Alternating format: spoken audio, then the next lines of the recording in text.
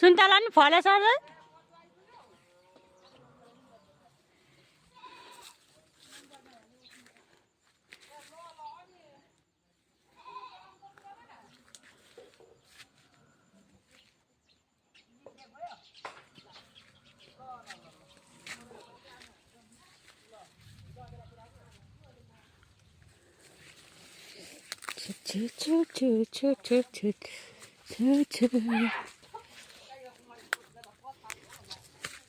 aunty नपछार्नु है फेरि भर तरकारी हुन्छ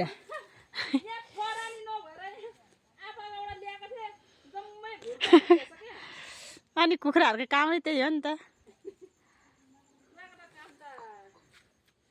कुखुराको कामै हग्ने 2 दिन बाद सिकामा हग्छु भन्छ अरे हो नि त्यही भएर कुखुरालाई धेरै सराप्नुहुन्न गाई झऱ्यो उखु हेर कति धेरै यहाँ हो भने यो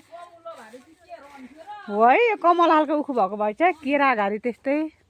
केरा कति धेरै फलेको बा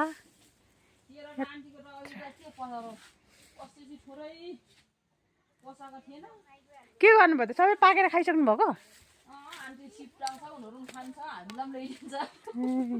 अन्त बोट कति धेरै रहेछ म त भिडियो बनाउँदैछु क्या